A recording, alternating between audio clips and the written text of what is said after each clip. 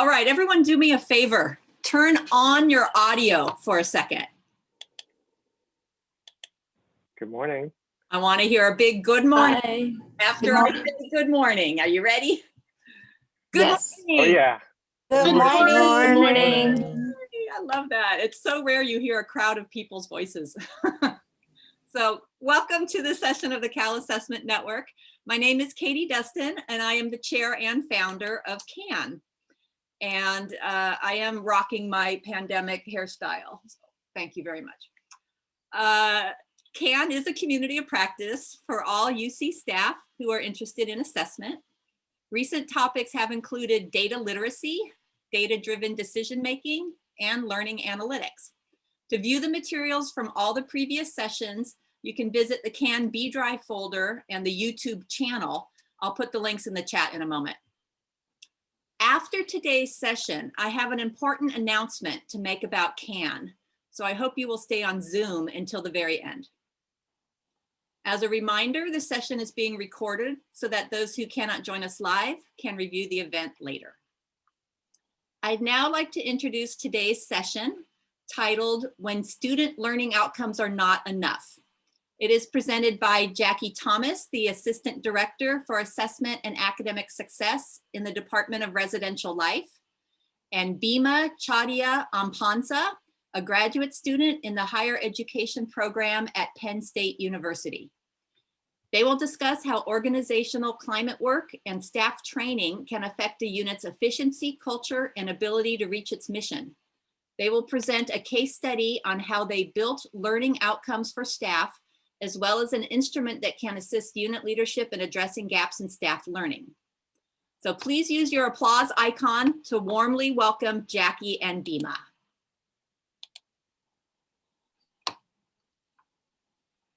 Hello, everyone. Thanks so much for being here on this Friday morning. Happy Friday. Hope you're all looking forward to a great weekend. Again, I am Jacquelynn Thomas, working in the Residential Life Department. I'm going to have Bema introduce herself and tell a little bit more about herself because she's actually not a UC Berkeley staff member at this time. Hi, everyone. My name is Kyeadea-Amponsah, and I use she and her pronouns. I actually was an ARD, assistant resident director, this past summer through the QOI process at UC Berkeley, but right now I'm at Penn State, but I'm happy to be here. Yeah, and we'll talk more about why after Bema's internship, or actually how after Bema's internship, she ended up assisting with this particular project a little bit later, but we're gonna go ahead and move forward. So today we're going to talk about this project through which we built learning outcomes for student staff as well as entry-level professional staff.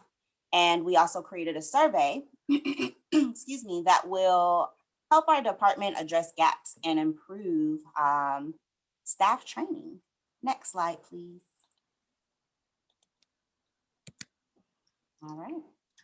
So we hope that by attending this session today, you will learn to evaluate what your department assesses. Well, you'll learn to evaluate whether what your department assesses addresses your assessment needs. Say that 5 times fast.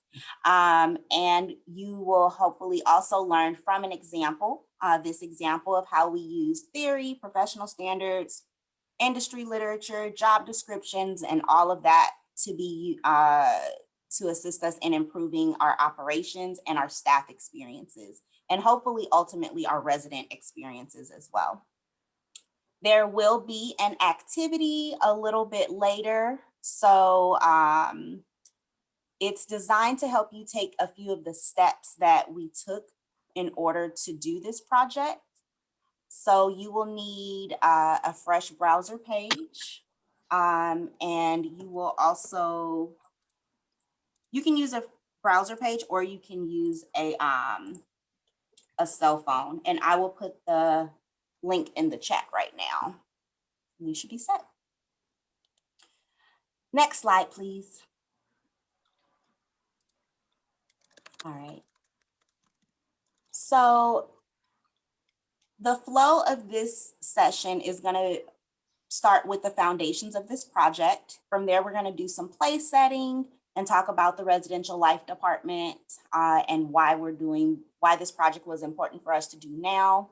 Then we'll talk about how we created the learning outcomes, how we designed the surveys and the results so far, and what we're going to do with what we have so far and how we're going to get even more data later. Next slide, please. All right. So to begin, if you are familiar with student affairs assessment, you may have seen this iterative assessment cycle picture on the left-hand side of the screen before. Also, if you have ever been in a CAN session with me, you've definitely seen this because I use this in just about every assessment presentation that I do. And you'll see essentially that most student affairs assessment typically revolves around student satisfaction and student learning outcomes. And that's really what this iterative assessment cycle points to and helps us do, which is important. There are also times when assessments are not necessarily about students directly. And in those cases, it's more geared towards the usage of our services, geared towards the effectiveness of the area that we're working in and our programs and our services and the outcomes that we're providing. If you are familiar with student affairs assessment, you know there are also worst case scenarios where you use assessment to justify things that we know that as student affairs professionals are already important. Student development theory tells us these things are important. Our greats like our, George Clues give us our high impact practices, and then we still have to use assessment to justify those. And that's really just not really where you want to be. But there are also some best case scenarios with assessment as well, where you use assessment to demonstrate that professional standards are being met or that operational changes have resulted in improvements. And that's really what we're going to talk about today, how we took some first steps in this direction of those best case scenarios. Now, if you look on the other side of the slide, you will see some excerpts from two business publications. The first is from Forbes, and that gives a list of 5 things that happens when you develop your employees.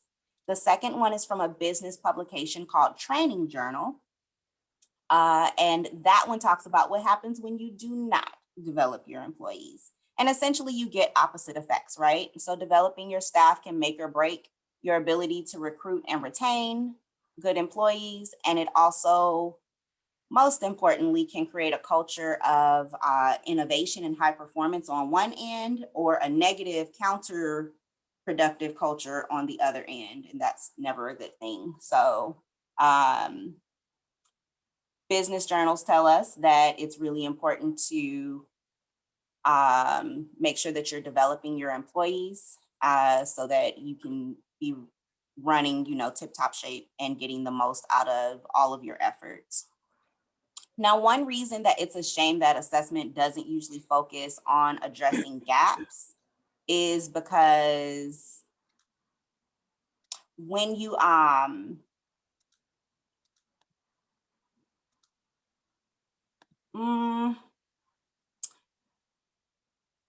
well, one reason is, okay, so I know that I can personally give examples of like negative work cultures, right? That have created the need for, I see something in the chat.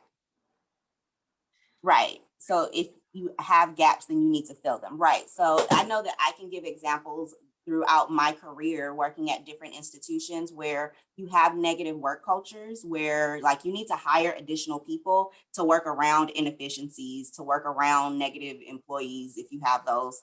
And we don't have anything that extreme in my department, but I thought that it would be really important for us to take a look at what we have happening with our staff and to use assessment to help us go from good to great in terms of being efficient. We also have entry-level contract staff. So our resident directors are contract staff, and they can stay with us for a maximum of about 4 years. And we want to make sure that we are preparing them for the next steps in their careers. So that's why I was saying earlier that I think it's a shame, like if we're not using assessment to address gaps in staff development and learning, there's a lot that can be missing in terms of enriching your employees, which actually does affect the residents for us and whatever your like customer is. I say that with the air quotes. So we're going to move into the Mentimeter. So if you can please click on the link. And for those of you that may have just gotten in here, I'll add the link in there again, go to the link. And we are gonna ask you the first question. And Bema, can you share that part of your screen once we start getting some responses?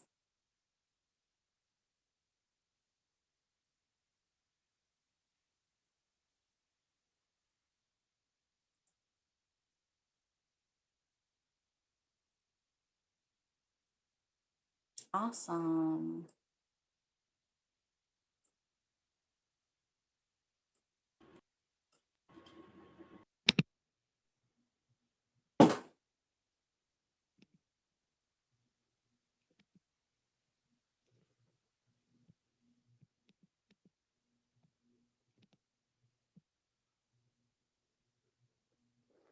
We'll give it one more minute. But satisfaction is definitely taking the cake right now.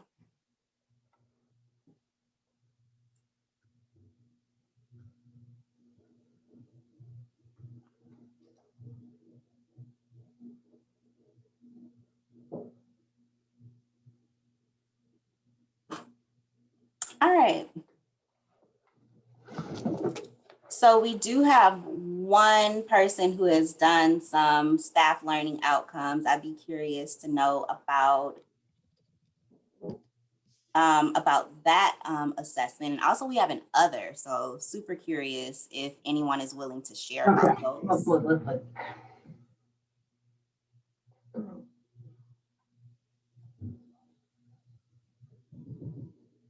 So feel free to unmute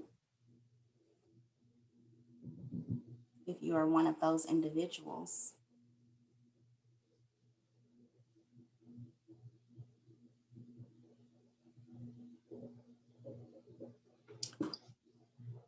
Okay, no worries. But I think that this is very typical for campuses in general, but definitely typical for student affairs departments is to focus on satisfaction. And then you get into the usage, the operational effectiveness, and the student learning outcomes once you have already assessed for the satisfaction pieces. And staff learning outcomes are just not terribly common in all departments, but they're useful. And then assessing around staff learning outcomes, I would say is probably pretty rare, but some people do it. All right, Bema, can we go back please and go to the next slide?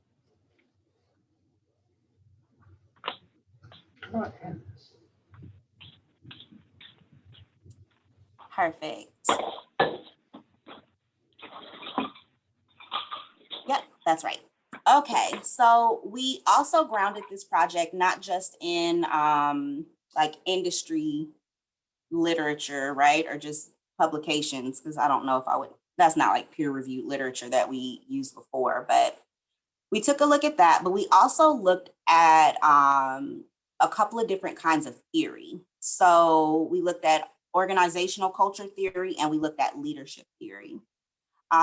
So we, as a department, are interested in ultimately getting our student staff and our entry-level staff to be ready to be transformational leaders when they leave their positions, right?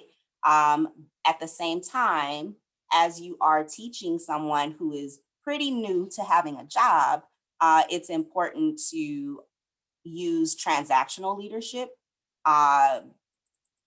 as necessary. So there are times when we are working with our new staff and we need them to just we need to teach them the system, how to work within the system, how to solve problems by using our existing protocols and frameworks, so that when they do get to the point where they are ready to be transformational leaders, so that they can work to change the system, so that they can solve challenges by creating new ways of doing things, that they have a very clear understanding of why the system was the way it was to begin with, right?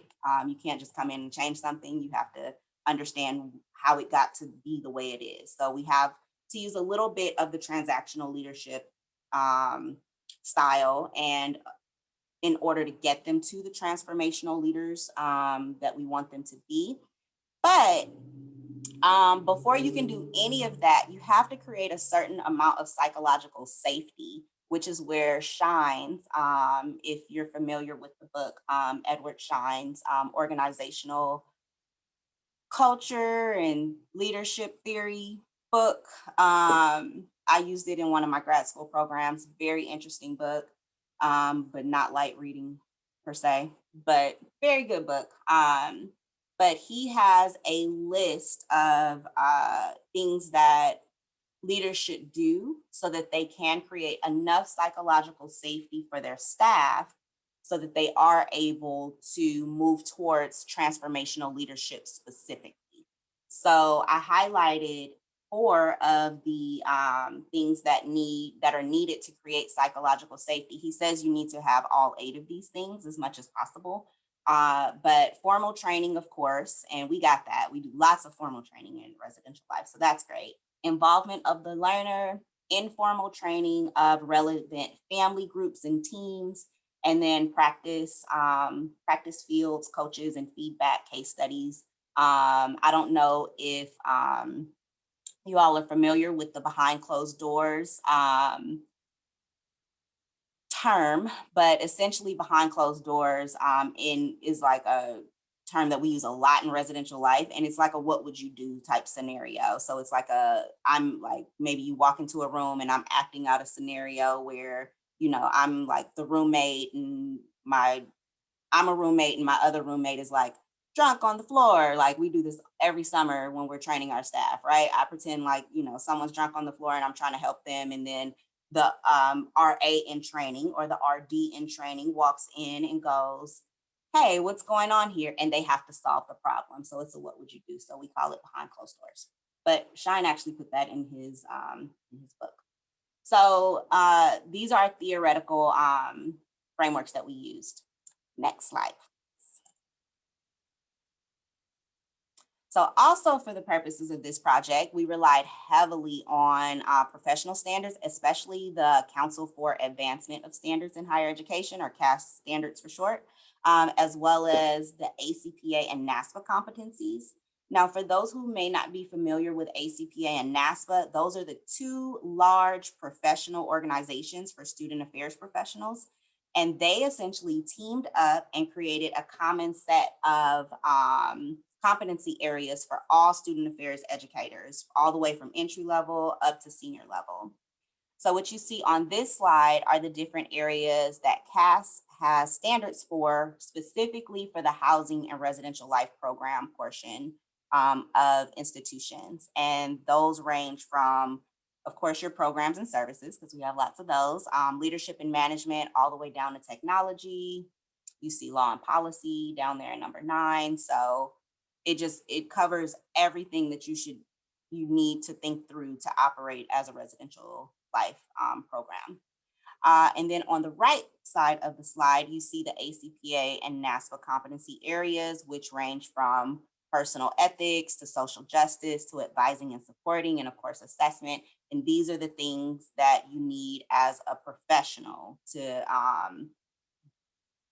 work on, basically, to bring to the table as a professional who is trying to progress in your career. All right. Next slide. Okay, and also this project is grounded very much in the place that we studied. So residential life is a department that provides safety services and enriching programs. These numbers are not perfect, but we have about 10,000 residents who live in student housing. That includes our undergraduate and graduate students. And when they live in family housing, it includes their families as well. We have about 30 professional staff and over 200 student staff. Our student staff include our RAs, our tutors. I have some analysts that assist me with some of my statistical analysis that I do when I do my assessments in the department. We also have some student staff that help with administrative tasks, which we call our clerks, and so on. We have lots of student staff. And this project was particularly important to do for this department because we already collect data on resident satisfaction. We already collect data on the 5 resident learning outcomes that we have for our residents.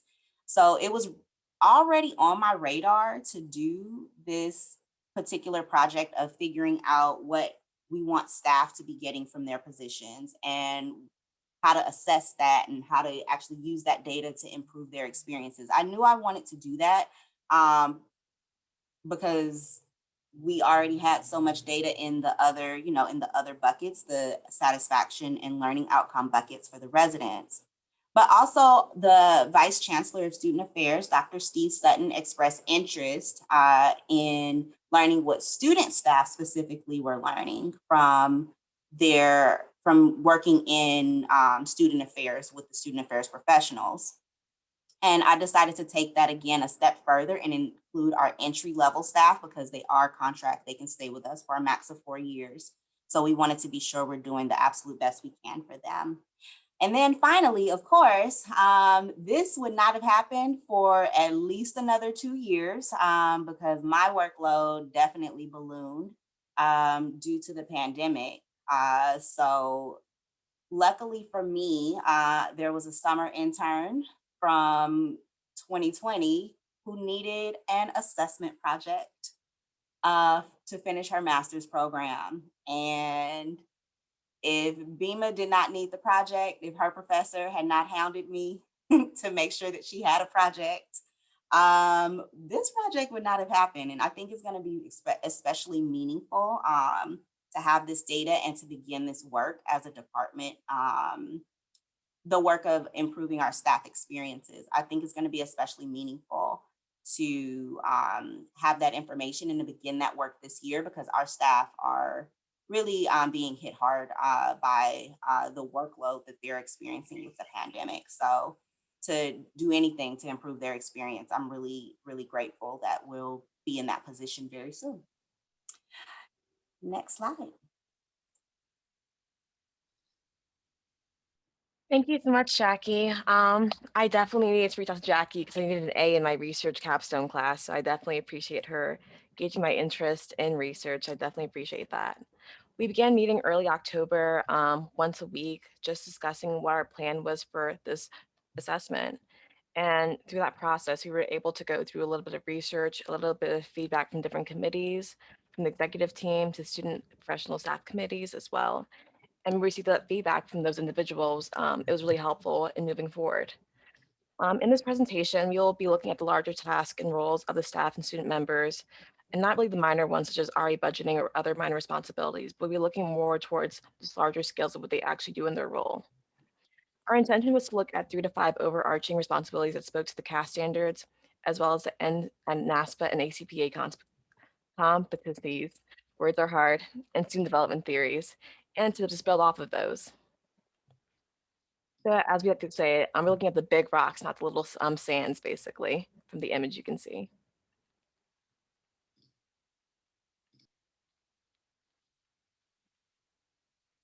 Throughout this process, to begin our research, we would go through all the job descriptions, its training topics, and the ACPA NASPA competencies and the CAS standards. We would be looking at the job descriptions for the SRAs, the senior resident assistants, the TPRAs, the theme program resident assistants, the RAs, resident assistants, and RDs, who are the resident directors, who are the 1 year or the entry professionals. And from there, we were able to analyze all the onboarding topics and the trainings and cross-reference with those with the CAS standards and the ACPA NASPA competencies. After reviewing all of those and highlighting the important skills, we were able to just choose those skills. And from the job description, we were able to create a matrix where we go line by line and find the certain themes in each of these job descriptions and group them into groups.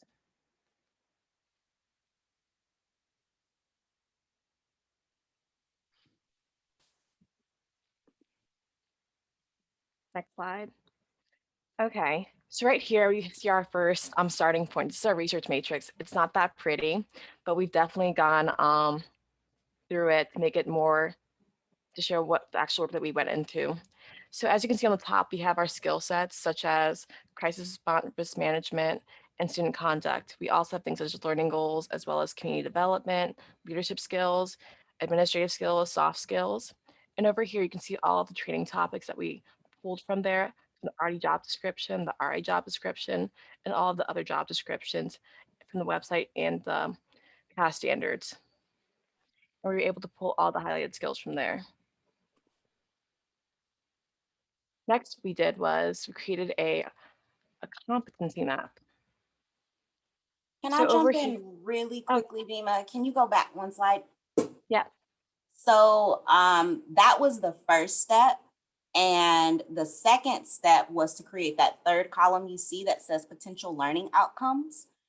So what we did was, after we collated all this information, we read through it all at once for each particular skill set area. So what you're seeing here is just like a piece of this research matrix.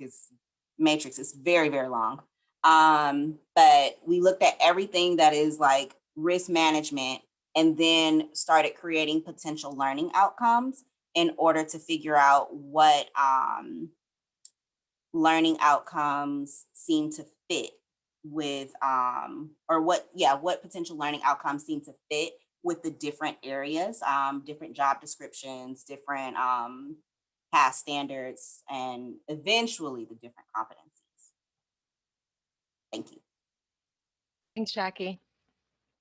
And so after creating those potential learning goals, we were able to, next slide, create this competency map where we had the learning goals all on this section, the highlighted skills from the CAS standards, and the position description references and the CAS standards were marked off as well. And again, this is just a section of what we created so far. It's much longer, much larger. So for example, for our learning goals, we had effectively responding to and resolving crisis conduct in conflict situations, effectively carrying out managerial and administrative protocols, and lastly, effectively fostering holistic student development. And these were all cross references. I'll give you moments to look at these as well.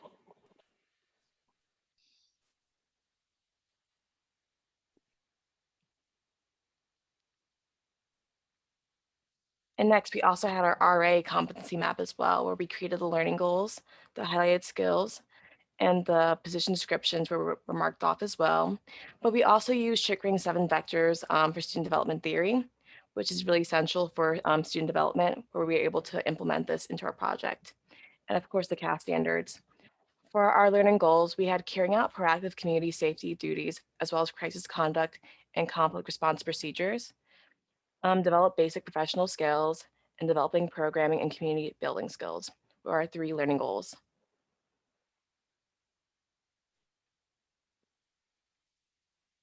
I'll give you moments to look at these as well.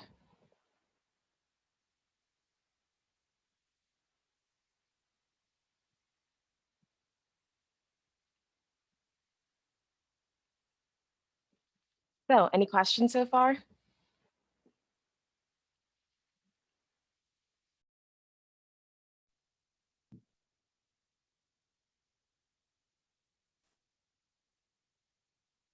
Yeah, so next we're going to talk about designing the surveys and the results that we have so far.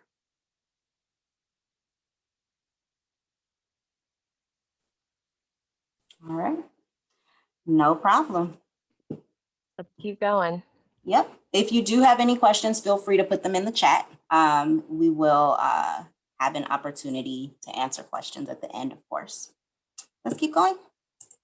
Well, so designing the surveys. After we went line by line, creating the learning goals from the CAS standards, we were able to review the highlighted skills from those CAS standards and then went back and were able to create some questions from line by line. So our questions were pertaining to, do you have a knowledge to complete the task? Are you confident when you do it? And if they indicated they were not knowledgeable or confident, we asked them to please pick some skills or techniques that would be helpful in the training or maybe on a one-on-one supervision level of discussing it. And for our RD survey, we had around 35 questions. And for our RA survey, we had around 44 questions. And throughout the process, we were able to meet different committees, such as the Professional Staff Experience Committee, Student Staff Committee, as well as the lead team and the executive team. And they were able to incorporate some feedback and tell us how we were doing overall, what we need more of, what we need less of, tell us if you're doing a great job even. So that was very helpful.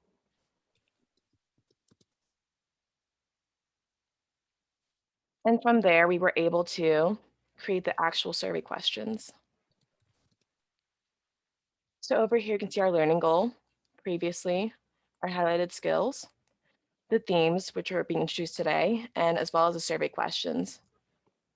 What's really important about the theme is that after the report is done, we'll be able to choose specific trainings that can provide more context and more content for the students who, or for the individuals who are lacking in that space. Some of the questions that we utilized, I know how to carry out the department's protocols for crisis situations. I know how to hold students accountable who report to me. I know specific actions I can take to create a feeling of belonging for my resident staff and hall staff. These are the RD questions. I'll give you a moment to look over those as well.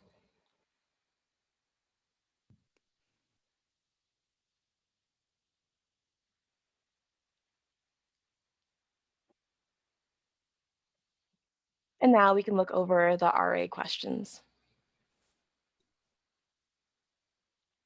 So again, we have our learning goals right over here, our highlighted skills, the themes that were created for each of the questions, and the survey questions. So again, I know how to carry out department protocols when addressing policy violations. I know how to manage my time so I can fulfill my academic and personal and work commitments. I know how to identify programming topics that will help my residents reach Presidential Life's 5 learning goals.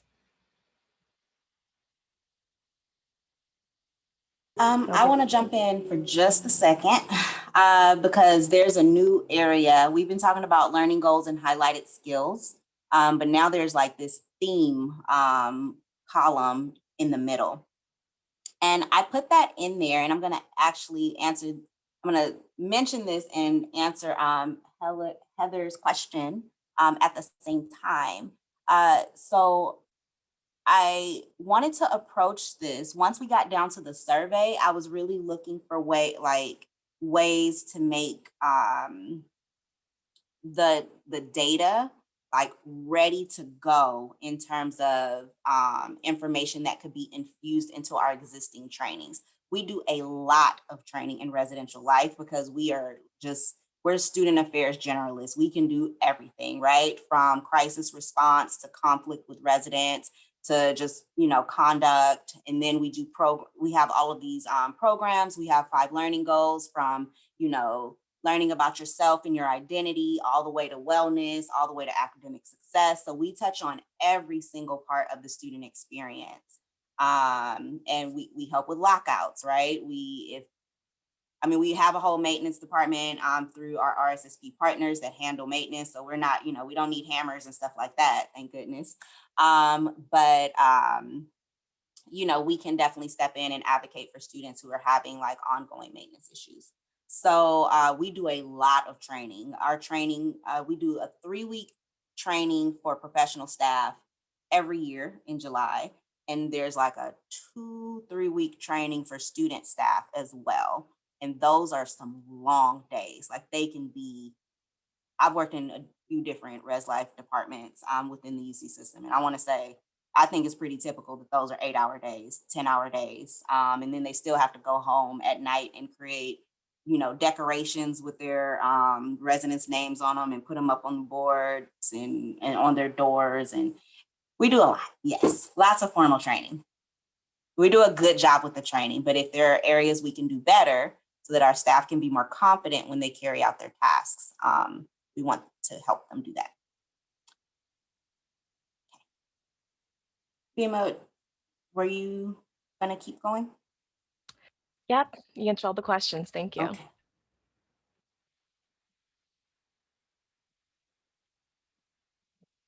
Okay, time, let's talk about results. So full disclosure, because things have been pretty hectic with the pandemic, we have gotten the RD survey out and we have not gotten the RA survey out just yet, but that is coming soon.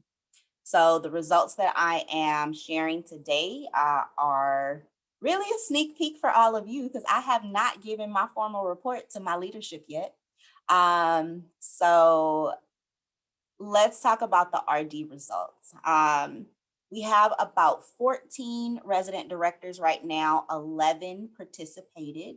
This survey ran, so that gives us about a like 79, 80% participation rate. I know when you have that few amount of people in your population, you really want to get 100%, but again, people are a little burnt out right now. We also had one person like brand new who's been working here 2 weeks who probably doesn't know the answer to any of these questions because he's still in training.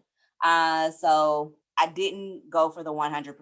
I wasn't super aggressive with the 100%. This survey ran, I want to say about the last week of February. So these are just brand new results, hot off the press. What you see on this slide is a list of the, I want to say 10 highlighted skills that we identified through this process that we wanted to be able to be confident that our staff knew or help them if they did not feel confident in carrying them out. The second and third columns are, they indicate like the percentage of people that agreed that they were confident doing the thing or knowledgeable about the thing. Reverse order though, you see knowledge is first. So for example, when it comes to carrying out departmental protocols for handling resident conflict, so when the residents are arguing with each other, 100% of our RDs that participated said that they were knowledgeable, and 100% said that they were confident when they were handling those situations, which is great, right? And you'll see that trend continues for the next couple of highlighted skills. So holding the staff that they supervise, the RDs supervise the RAs. So they feel comfortable holding the staff accountable for fulfilling their work responsibilities. They also feel comfortable in creating feelings of belonging amongst both the residents and the student staff. So that was great. And then you start to see the discrepancies, right? So again, they are completely knowledgeable about carrying out our protocols for handling resident conduct. So when the residents basically like misbehave or break a rule, but there was essentially one RD that wasn't confident when they're doing it. And as Bema mentioned before, if you said that you were not both knowledgeable and confident, you got a follow-up question asking what specific techniques or policies or whatever, do you need us to review with you so that you can be confident when you're knowledgeable and confident when you're, doing these essential tasks of your job. So we got some feedback from that. And then I'm just going to go down the list really quickly. So following through on commitments to campus partners, we collaborate with campus partners a lot. We don't want to be falling through on our campus partners and messing up our relationships with them. We want strong, positive relationships. Carrying out departmental protocols for crisis situations. You see they're knowledgeable, so we train them well, but there's confidence, there's some confidence issues there, and they gave us some feedback. How to demonstrate investment, the exact same thing. So we want them to demonstrate investment in the department as well as in to the institution, to our campus partners, right? So let's show up to some of our campus partners events. People work really hard on their events. Let's show them some support. If you're interested, please go. Identifying gaps in our residents' development pertaining to the 5 learning goals. There is some work to do there. Then persuasion techniques when they advocate for change. So again, we want our staff to become transformational leaders. So they need to assist us in figuring out new ways to do things. But at the same time, they're new professionals. They're new at having a job. So there are certain ways that you advocate for yourself when you're not in a work setting that don't work when you are in a work setting. And we need to be very helpful to our staff in learning those techniques for how to advocate for change in a professional way.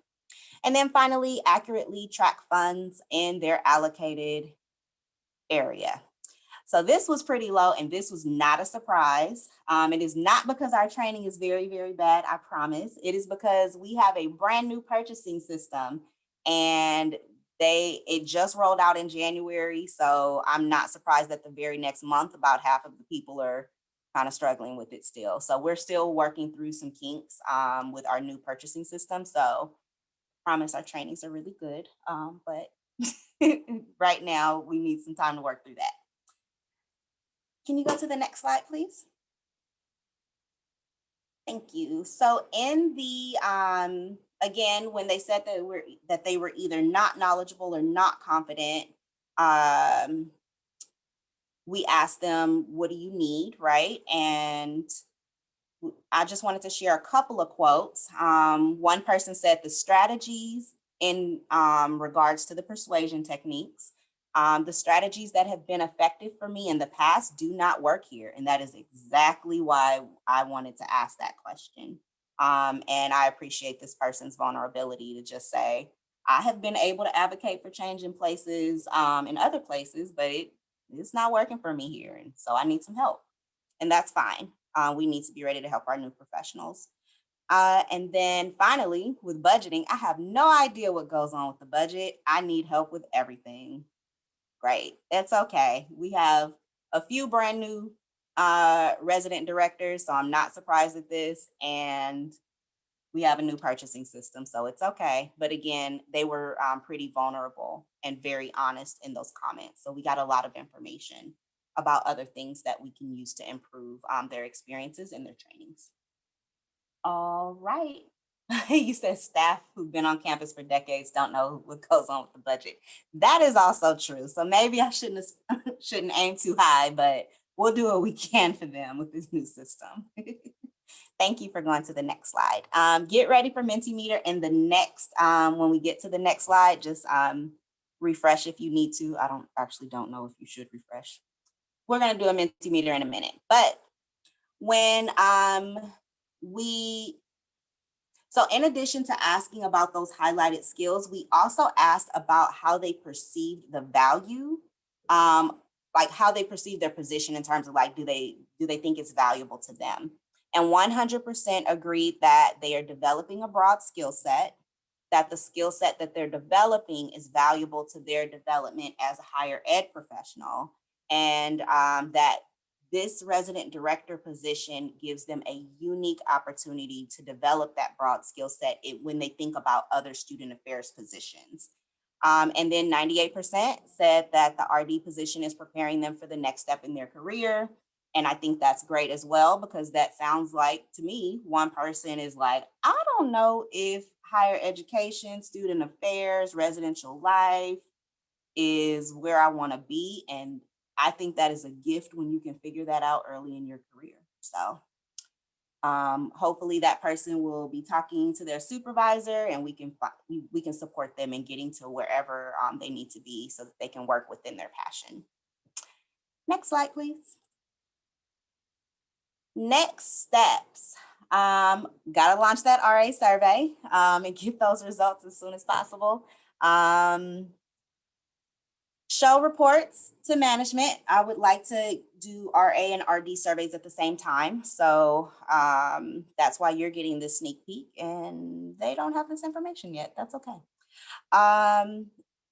Advocate for trainings where gaps were identified. I did want to point out something else that we didn't talk about here, is that for the 3 overarching RD learning goals or learning outcomes that we created, we also created like a list of positions that if they're interested in those positions specifically, let me back up. So with the way that the 3 learning outcomes were situated, they spoke to 3 big but very different overarching types of work that is required of the RD position.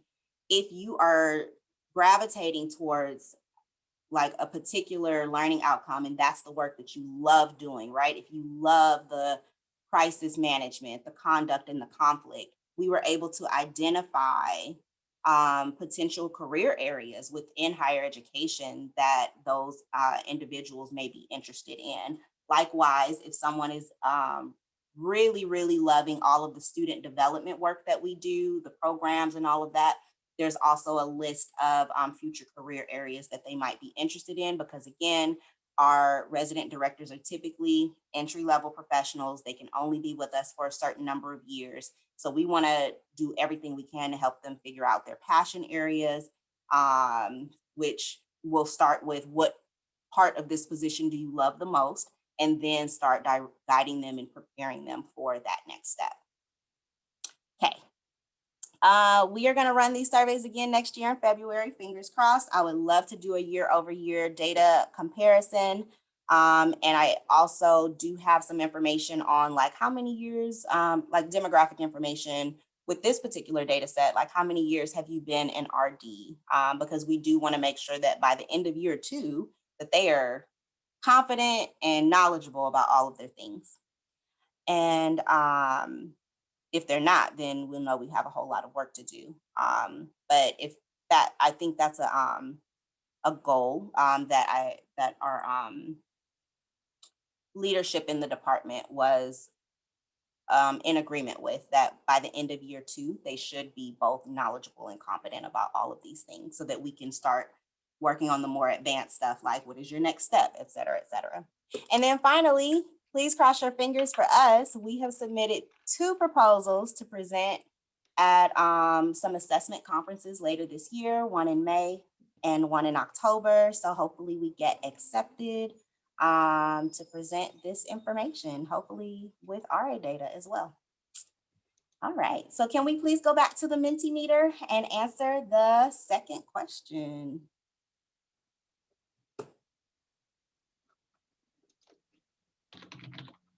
And also, this will be a great time to answer questions if you have any.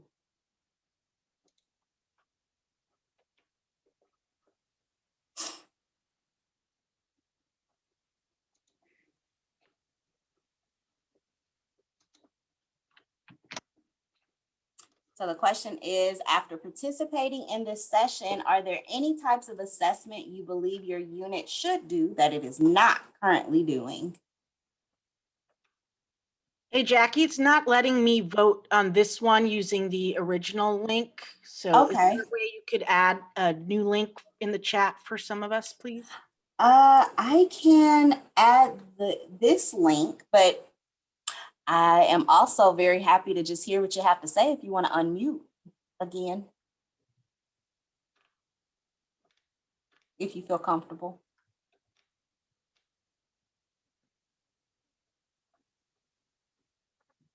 Oh, it looks like Bema's trying to get a new link. Yeah, they're identical, Bema. So maybe try it one more time, Francesca. Thanks. Let me try. Okay. My screen says not open. The quiz isn't open. Okay. Well, maybe we can just talk about it. Sorry, it's not working.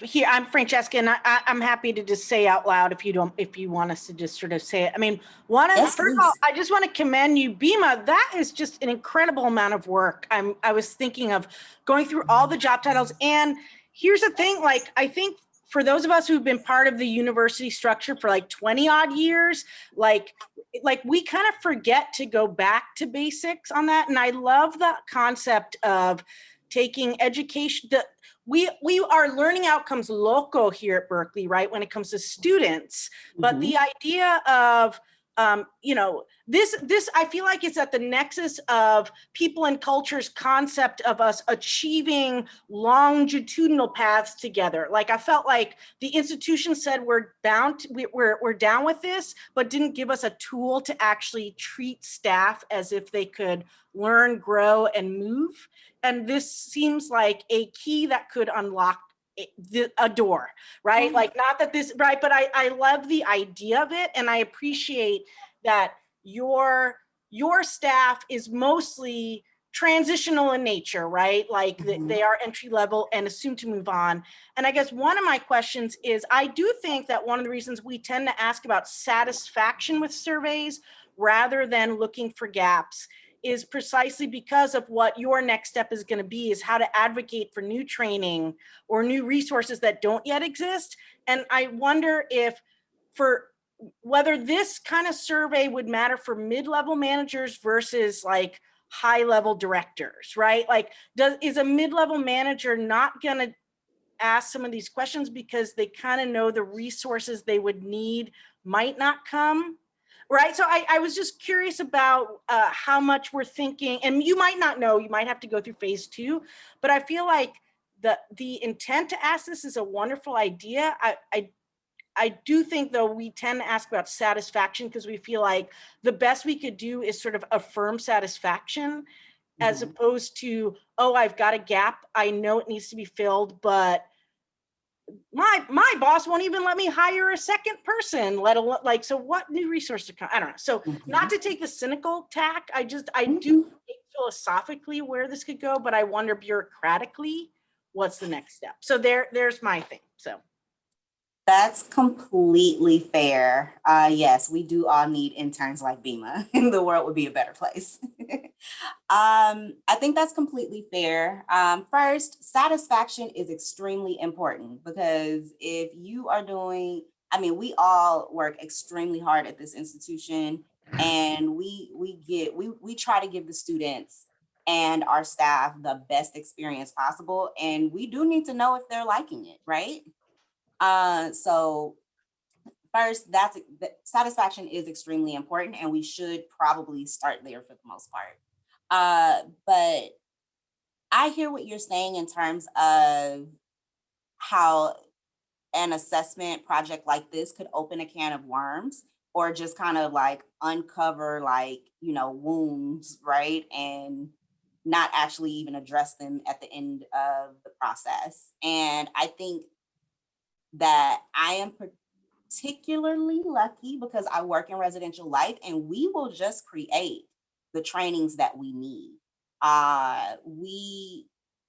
Everything that I am asking about in this particular assessment, or that we're asking about in this particular assessment, are things that every supervisor at the assistant director level should be able to train their staff on.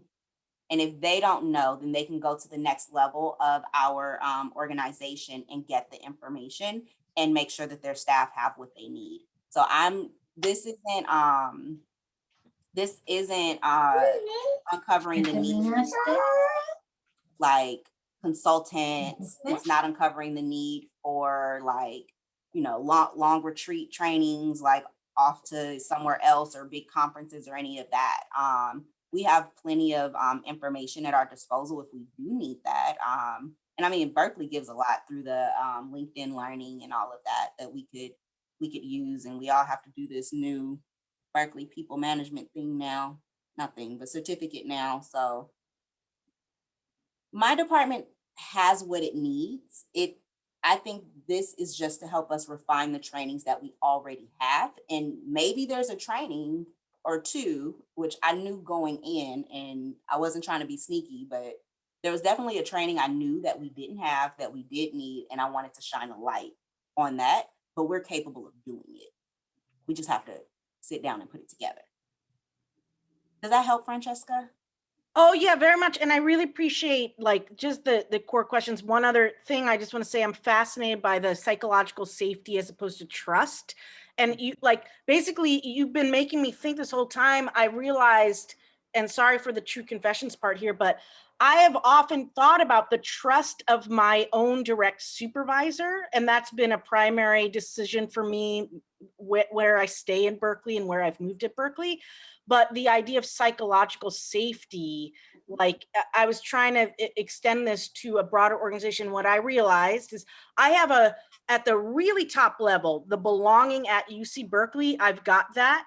And I have it at the individual unit level with my own manager, but I've realized I don't know if I have that at like working different levels, and how much that impacts, like for those of us who are front-facing person who interact with students and instructors and staff all at the same time, you have to have it and make it constantly. So I appreciate that you've replanted the seed. I can't wait to harvest this, but anyway, so thank you. Yeah, absolutely.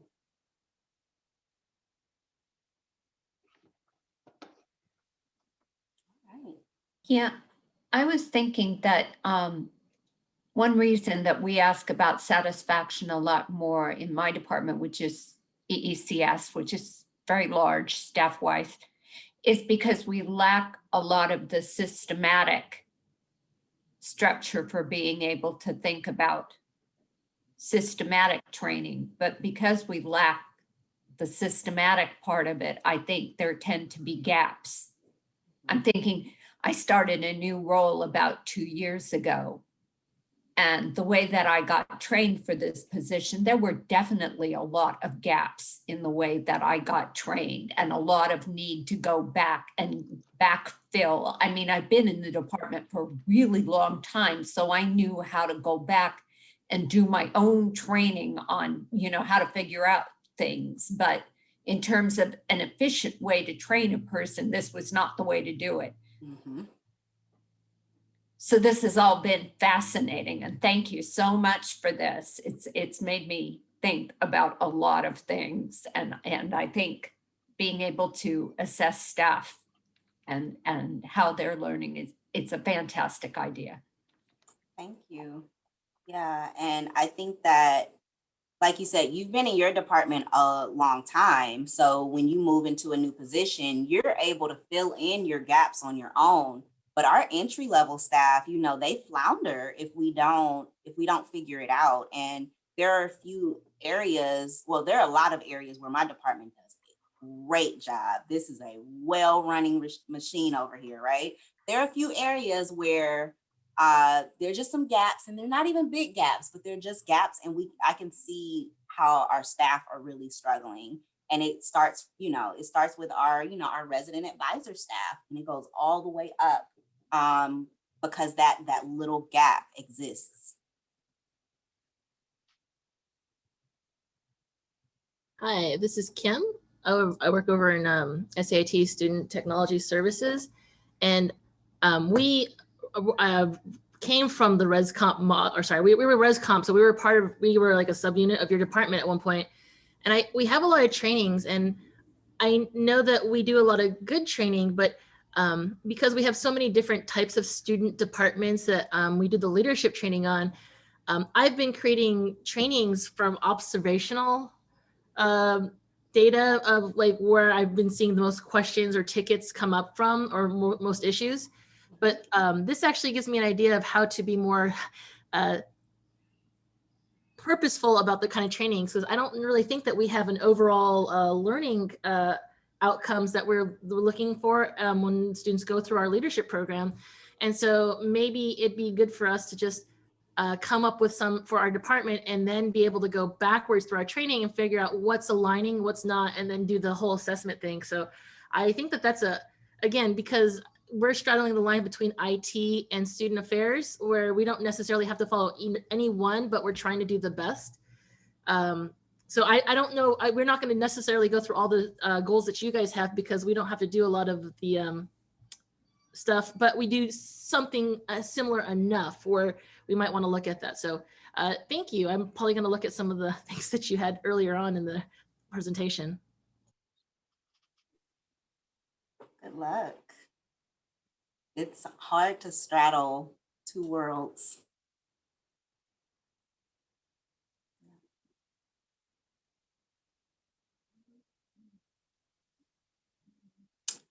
I mean, if there are no other questions, I would invite any feedback either now or later through contacting either myself or Bema to make this, to give us any advice you have as we are trying to hopefully take this to assessment conferences to make this presentation even stronger, if there are any thoughts to that.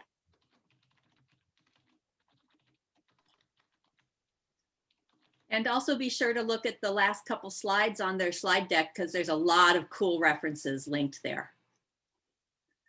So let's use our applause icons to thank Jackie and Bema for this presentation.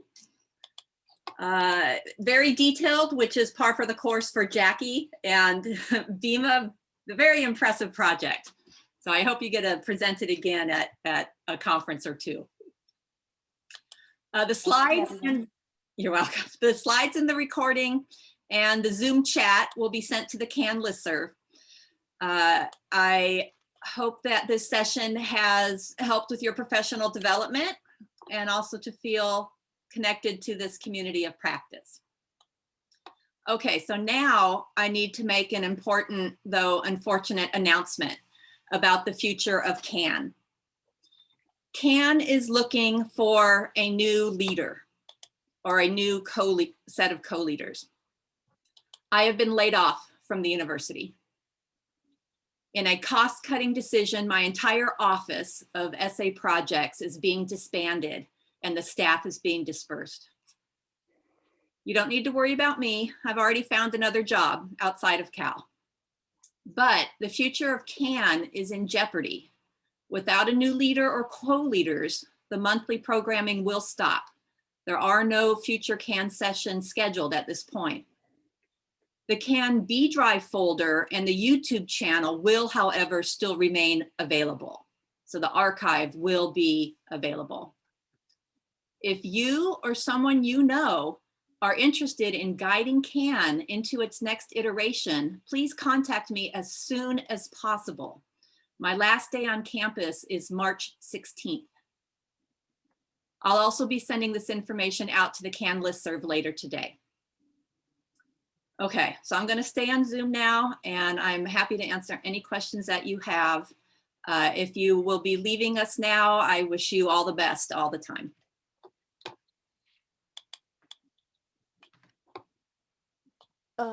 Hi, I just want to jump in here and just say first, I don't even know where to start. And so I'll reach out to you separately, but in the context of this setting, I just want to thank you so much, really from the bottom of my heart, for all your hard work. You've done so much for this community and so much for UC Berkeley, and so much for the teams that you've worked for. And it's such a huge loss to the university. And so just my deep, deep, deep gratitude and best wishes.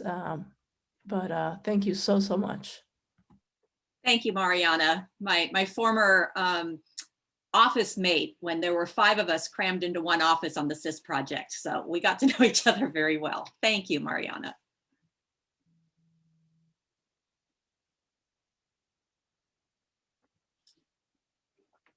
Any questions? No questions for me, just kudos to you, Katie. My work wife well, not over 30 years, but we worked together on campus. I've known you for 20 years. An inspiration for starting the Cal Assessment Network, the sister and brother organization of the BPOG network, and so much fun we had with summer school and all those things going back all those years is our loss. And I know I'll miss you. I know we'll miss you, but I know you're just across on, you're on one of my favorite islands in the Pacific, Alameda. So I know I'll see you again, but thank you and congratulations and on your promotion and new role. And we're gonna be sorry to see you go. Thank you, work hubby. Appreciate that. Yeah, for those who are interested, I do have a new position. It's at a local biotech firm here in Alameda, so I can walk to work. I'll be setting up their projects office over the next couple of years in their IT department. So it's a great opportunity. I was really fortunate to find something so quickly. So maybe you can clone yourself and that person can run CAN. Yeah, they're not doing cloning. They're trying to cure cancer. So, you know. Okay, then. Well, thank you all. I am going to really miss this community. CAN has been a huge part of my career at Cal. And what can I say? I hope to keep in touch. Take care. Thank you.